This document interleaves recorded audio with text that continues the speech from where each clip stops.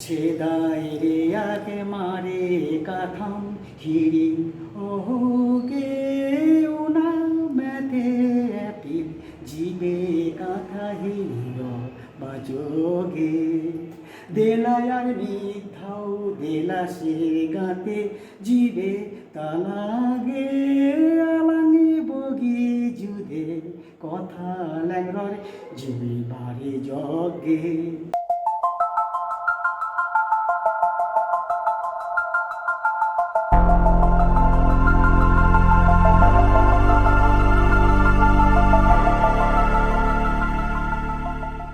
আমরা কিন্তু এখন চলে এসেছি প্রকৃতি ভবনে।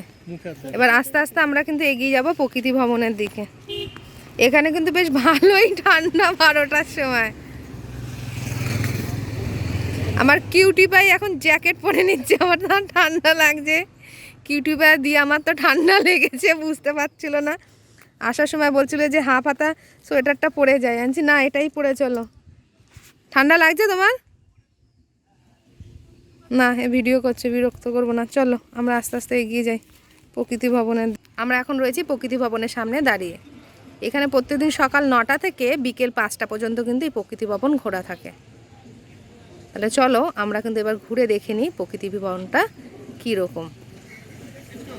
বাইরে দাঁড়িয়েই কিন্তু বাউলের গান শোনা যাচ্ছে, আর তার সঙ্গে শোনা যাচ্ছে একতারার শব্দ। তাহলে চলো ভিতরে ঢুকেই দেখি এখানে বাউল গান কিরকম হচ্ছে। চলো বাবা।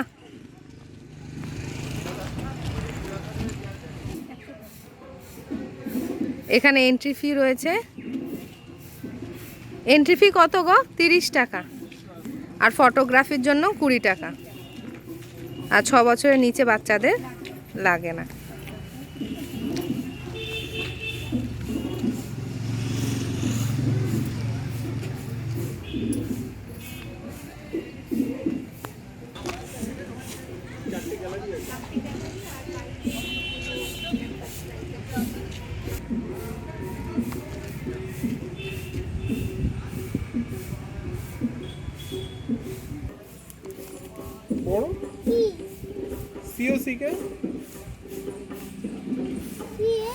এখানে কিন্তু যা যা রয়েছে, হ্যাঁ হ্যাঁ পাথর তো। এখানে কিন্তু যা যা রয়েছে সব কিন্তু প্রকৃতি থেকেই পাওয়া। আর এই সমস্ত পাথরের নিচে কিন্তু নাম লেখা রয়েছে যে এই স্ট্যাচুটা বা এই পাথরটা কি, মানে দেখতে কীরকম বা এটা কি জিনিস বোঝাচ্ছে।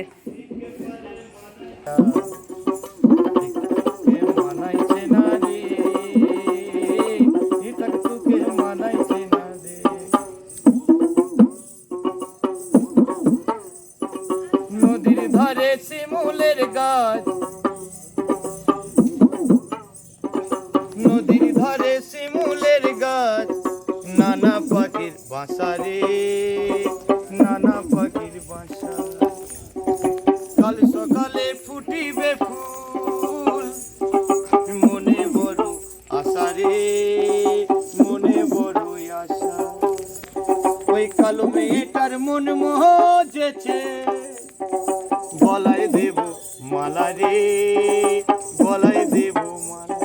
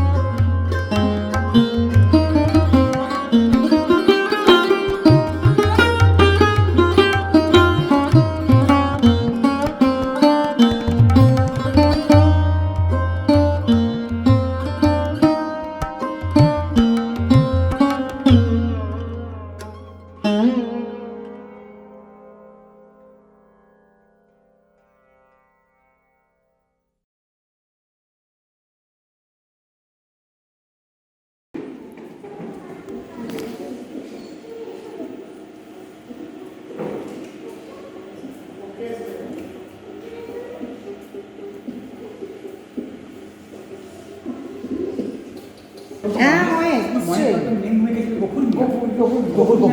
আমি না দুর্ভিক্ষ সময়ে আমি যখন জল নিয়ে যাচ্ছিল আমি নাকি জোর করে ফেলে দিয়ে এই কৃষ্ণাক্ত গরুটা জল খেতে যায়, তখন গরুটাকে মেরে ফেলে। এটা মৃত্যু পূর্বে কাদা শুষে জীবনের শেষ জল খাচ্ছে, সেই ফিগারটা শিল্পীর অন্তর্দৃষ্টিতে ফুটে উঠেছে। গরুটা দাঁড়াতে পারছে না, চারটে পা যখন একত্রিত করছে তাহলে আমাদের সাথে মেরে শরীরটা একদম ভগ্ন অবস্থায় এই অবস্থা থেকে মেরে ফেলেছে। প্রাকৃতিক এই মনের মধ্যে হ্যাঁ, তা এই মানুষ এই মহেশ সুস্থ অবস্থায় কেমন দেখতে ছিল আমাদের কৌতূহল জাগে। এটা কোনো গাছের শিকড়টা আমাকে বলে দিচ্ছে মহেশের সুস্থ অবস্থায় চেহারা, মৃত্যু পূর্বের চেহারা। এদিকে আসুন, আমরা বর্তমান সমাজে দেখছি 60% ক্ষেত্রে প্রযোজ্য। আমরা শিক্ষিত হচ্ছে উচ্চমানের, কিন্তু সেই মানটাকে বজায় রাখতে পারছি না। দেখাচ্ছে শিক্ষার মানটা ঊর্ধ্বগতি, কিন্তু ভিতরে যেন একটা বাঁধন নেই এবং খসখসে। আমরা মানুষকে সেই সম্মান দিচ্ছি না। আমাদের সমাজ বলছে যে শিক্ষার মূল্যটা আপনার, কিন্তু শিক্ষাটা সমাজ। আমি শিক্ষার বিনিময়ে স্কুলে পড়াচ্ছি, পয়সাটা কিন্তু আমার, তার বিনিময়ে, কিন্তু শিক্ষাটা কিন্তু সমাজ। সেই মানবিকতা কিন্তু আমরা রাখতে পারছি না। তা সেটাকে বোঝাচ্ছে যে আমি ঊর্ধ্বমুখী মানটা কিন্তু অপ্র আমার যে শিক্ষার কথা সেই জন্য এখানে ফাঁকা রয়েছে কিছুটা কিছুটা, সেটা কিন্তু আমাকে ভর্তি করতে হবে। আচ্ছা এদিকে আসুন, আমরা দেখতে আমার বসন্তের পাখি, এটা কি এইটা বসন্তের পাখি বলছে, এটা আমাদের শান্তিনিকেতনের দুটো উৎসব হয়, এটা শিল্পী তৈরি করেছে। শীতকালে বসন্ত উৎসব আর পৌষ মাসে পৌষ উৎসব। গাছের পাতা ঝরে যাচ্ছে, পৌষ উৎসবকে স্মরণ করছে। আর তারপরে যেন এই ভূমিকে বলছে যে কীট পতঙ্গ জীবজন্তুকে সুস্থ রেখো, যেন পরের জন্মের সঙ্গে আমার এই শান্তিনিকেতনের বসন্ত উৎসবের সঙ্গে সামিল হতে পারে, একটা লোগো জানে। এগুলো সমস্ত অ্যাকোস্টিক্স অ্যাস্থেটিক্স, আমার সাবজেক্ট ছিল অ্যাস্থেটিক্স, আমি সেই সাবজেক্ট আপনারা বলছি। আচ্ছা এদিকে আসুন, এই যে শিশু গাছ, শিল্পীর নাম দিচ্ছি বীর হনুমান। আমরা বলতে পারি মনুষ্য সমাজের প্রথম স্টেজ। মানুষ প্রথমে 4 পায়ে হাঁটতো, 4 পায়ের পরিবর্তে যখন 2 পায়ে হাঁটলো তখন মানুষ হলো বুদ্ধিজীবী। এবং মানুষের মধ্যে যখন এলো বুদ্ধি, তখন মানুষের মধ্যে শ্রেণীবিন্যাস হয় সভ্য অসভ্য। যারা সভ্য মানুষ তারা কী করলো, একে অপরের সঙ্গে হাতে হাত মিলিয়ে কাজ করছে, একটা মাধুরীলতা গাছ সমাজের মধ্যে। আর এক শ্রেণীর মানুষ বেছে নিল ধ্বংসের পর যেন আমরা আমার ক্ষতি করলে সে খুশি। ঠিক ধ্বংসের পূর্বে একটা ভগ্ন গাছ ক্ষত বিক্ষতি মর্ত অবতরণ করছে অসমের সঙ্গে নিয়ে বলছে কীট পতঙ্গ জীবজন্তু কাছাকাছি এসো, কিছু অসৎ ব্যক্তি আমাদের মৃত্যু নিয়ে গিয়ে আসছে, আমি মৃত্যুর গন্ধ পাচ্ছি, আমরা মৃত্যুর জন্য একসঙ্গে মিলিত হই, আমার সময় হয়ে আসছে।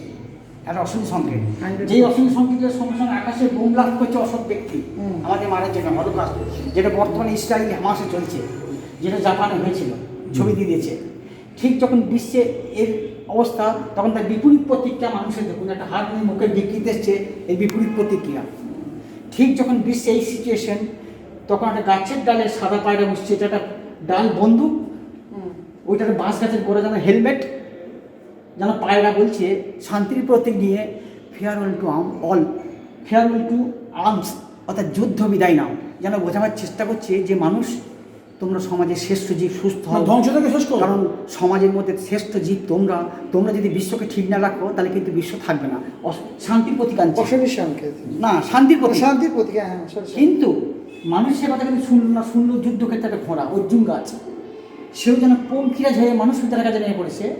ঠিক যখন বিশ্বে এই সিচুয়েশন, তখন আমাদের বাবা মা ছাড়া আর একটা মা আছে, প্রকৃতি মা, যে অল টাইম আলো বাতাস জল বিশ্বের সৃষ্টির দিন থেকে সমানভাবে সাপ্লাই দিয়ে যাচ্ছে আমাদেরকে, আমরা চিন্তা করি না। কিন্তু আমি সকালে উঠে সূর্যের আলো বসছেন, বাতাস পাচ্ছেন, আলো পাচ্ছেন, জল পাচ্ছেন, কিন্তু কোত্থেকে আসছে চিন্তা করছি, কারণ পয়সা লাগে না। সে জিনিস সাপ্লাই দিচ্ছে, তিনি কিন্তু জেগে উঠলেন, প্রকৃতি দেবী। প্রকৃতি দেবী জেগে উঠেছে যখন মানুষ ধ্বংসের পথে, যখন ধ্বংসের পথ অসীম সংকেত দিচ্ছে একদিকে, তখন প্রকৃতিমা জেগে উঠেছে, যিনি বিশ্বকে সৃষ্টি করেছেন, এবং তাকেও চিনতে পারছে মানুষ। মৃত্যুর পূর্বে পাখি সব মানুষজন তারা প্রাণ রক্ষা তাগিদে মায়ের কোলে মায়ের কোলে আশ্রয় নিচ্ছে বাঁচার আশায়। ছেলে যখন বিপদে পড়ে তখন মা বাবার কোলে আশ্রয় নেয়, তা আমরা আশ্রয় নিচ্ছি প্রকৃতি মায়ের কোলে একটু অক্সিজেন আশায়। কিন্তু মা কী করবে, বিশ্ব তো পলিউশনে ভর্তি, তাই প্রকৃতি মা কিন্তু কাউকে বাঁচাতে পারেনি। তাই প্রকৃতি মা কী করলো, আবার নতুন করে ধ্বংসের পরে বিশ্বরূপে মেল ফিমেল সৃষ্টি করলো, অ্যাডাম ইন নিউ জেনারেশন, আবার নতুন করে ছেলে মেয়ে এলো বিশ্বের বুকে, আদম ইভ, আবার মানুষ নৃত্য করছে। এইটা স্যার, এটার নাম হচ্ছে মৈত্রী। এটা কোনো আদিবাসী মহিলা আমাদেরকে ইনভাইট করছে। আদিবাসী মহিলা কেন না, এই যে আমরা টিকিট কেটেছেন স্যার, এই পয়সাগুলো দিয়ে আমরা এই অঞ্চলের সমস্ত আদিবাসী মেয়েদেরকে ফ্রি অফ কস্টে 1 থেকে 12 পড়াই, আর তার সঙ্গে রবি ঠাকুরের গানটা আমরা শেখাই বাংলা এবং সাঁওতালি ভাষায়। সাঁওতালিটা আমি শেখাই, যেটা ভারতবর্ষে ফার্স্ট টাইম হয়েছে রবি ঠাকুর যখন সাঁওতালি ভাষায়, সেই কাজটার সঙ্গে যুক্ত আছে। একটা গান একদম। সে দায়রে আগে মারে কাথাম হিরি ওকে উনা মেতে পিল জিবে কাথা হির বাজোগে দেলায়ার মিথাও দেলা সে গাতে জিবে তালাগে আলাঙি বগি যুদে কথা ল্যাংর জিবি বাড়ি জগে আলাং সে তাকে রেলাং শীতলেতে বাহা ঝিলেলাং ঝিলগে নরম কাতে সেরে লেতলাং বকুল বুটার গে হাই অকই ওকা সেচলেং সেনেন বাপাক কাতে গি আরু না পা মেলাং দেলা গাতে জিবে তালাগে কিরে হাই ওসে চোখের দেখা প্রাণের কথা সে বলা যায়। তাহলে উড়িষ্যা, ঝাড়খণ্ড, বাংলাদেশ, নেপাল, পাকিস্তান সব দেশে নিয়ে যাচ্ছে। আমি যদি ওই তবলা নিয়ে পড়াশোনা করেছি, হ্যাঁ, সাজানোটা কিন্তু কঠিন ব্যাপার। এই যে পরপর সাজানো, তারপর উচ্চারণটা যে থরলি করা। আমি আপনাকে বলছি দাদা ভালো আছেন তো, আবার বলছি দাদা ভালো আছেন তো, এই যে দুটোর মধ্যে একই বলছে অ্যাস্থেটিক্স। আমি যে উচ্চারণটা করছি, দিদি ভালো আছেন তো, যে আমি কথাটাকে ঠিক গানটাকে যদি সেইভাবে নিই, ঢিলে বার হর ঝিলে লেলাং বীরে বাবা বাপের তানর ছিল গে, সেদিন দুজন ধরে ফেলছে। এই যে গান ধরে আমি একে পাচ্ছি করে সুরে পাচ্ছি, আমি আর একটা সমাজকে পাচ্ছি, কথাতে পাচ্ছি। আপনার সুরটা আমি সুরটা ধরে দিচ্ছি, এই গানটা অটোমেটিক ধরে দিচ্ছি, কিন্তু ও বাঙালি ধরবে যার। আমি কী করছি, সাঁওতাল সমাজ কিন্তু পেয়ে যাচ্ছে, কিন্তু বলছে সেদিন দুজনে দুই বলে। এইভাবে যে জিনিসটা চলছে, 5টা শরীর পড়েছে সিডি, এবারে আমার ফার্স্ট টাইম বেরোচ্ছে উর্দু ভাষায় বেরোচ্ছে, রেকর্ডিং উর্দুতে। এটা দুবাই, পাকিস্তান, আফগানিস্তান এই সমস্ত জায়গাতে রবি ঠাকুর পৌঁছে যাক। ইমরান খান শুনুক।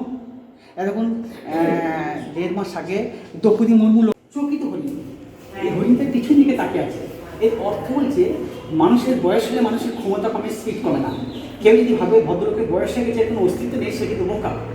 কারণ সেই ভদ্রলোক যদি ভালো ফুটবল প্লেয়ার হয়, সে গ্যালারির মধ্যে বসে বলে দেবে রোনাল্ডো বা মেসি বল মিস করলে বলটা কোন দিকে বলে ঢুকবে, কিন্তু উনি মারতে পারবে না, কারণ উনি শিক্ষার ঊর্ধ্বে। Senior.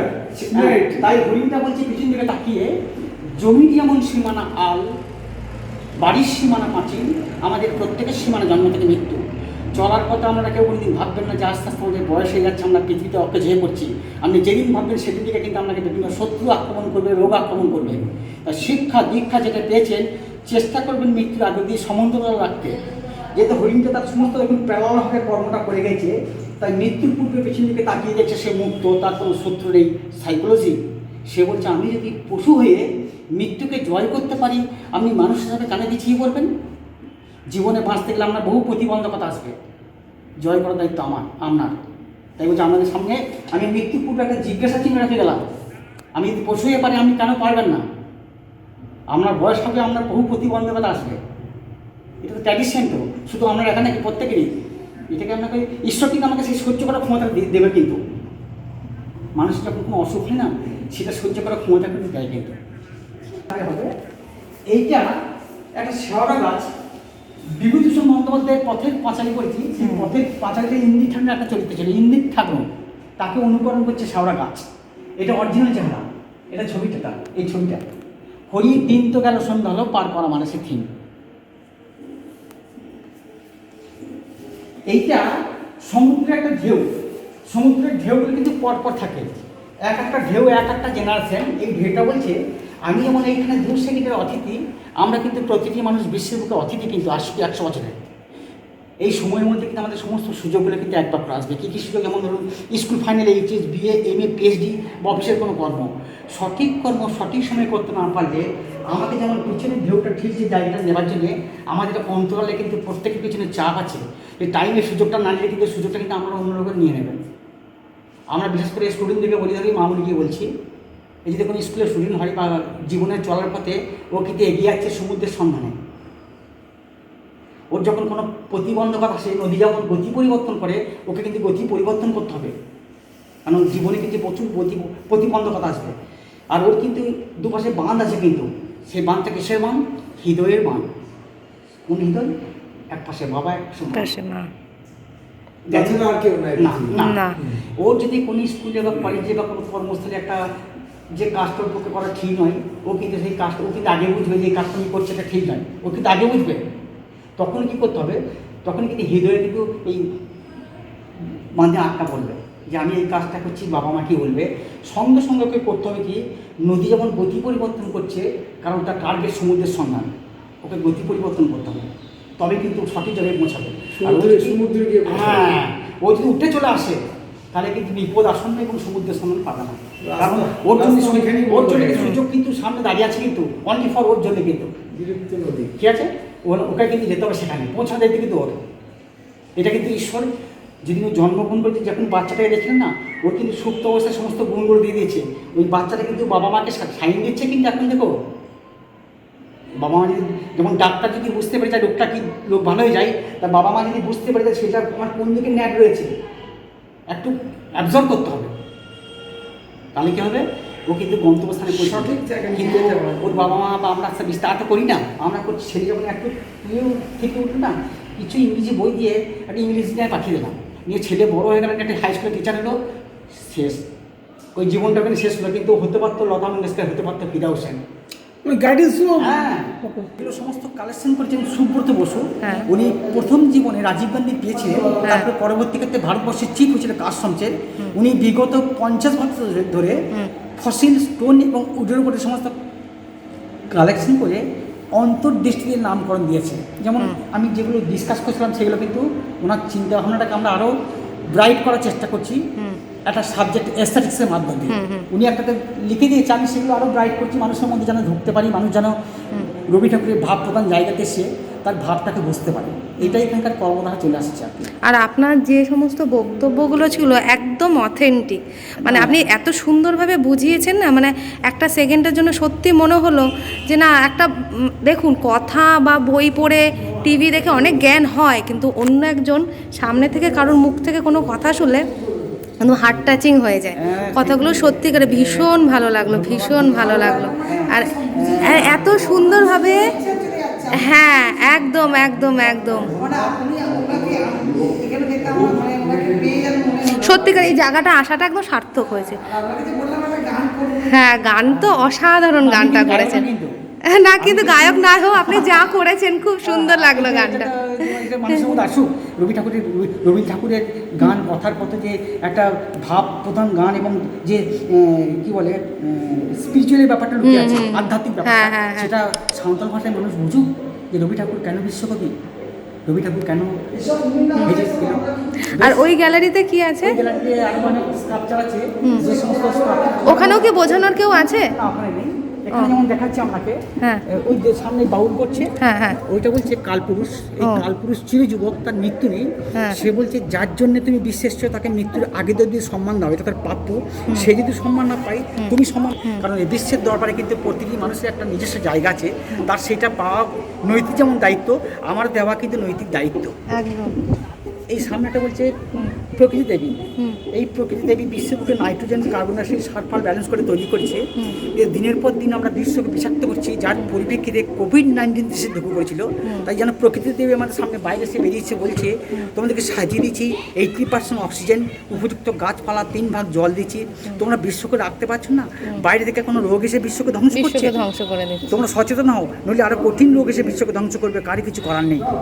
এই কথা যেন বলছে, এই কথাটা জানি এই প্রকৃতি দেবী বলছে। ওই সামনে অমিত লাবণ্যের শেষের কবিতা। আপনাকে অসংখ্য ধন্যবাদ এতটা সুন্দরভাবে জিনিসটা বোঝানো। না এগুলো তো মানুষের মধ্যে যদি এসে আপনি এইভাবে না বোঝাতেন সত্যি এত সুন্দর জিনিসটা আমরা বুঝতে পারতাম না।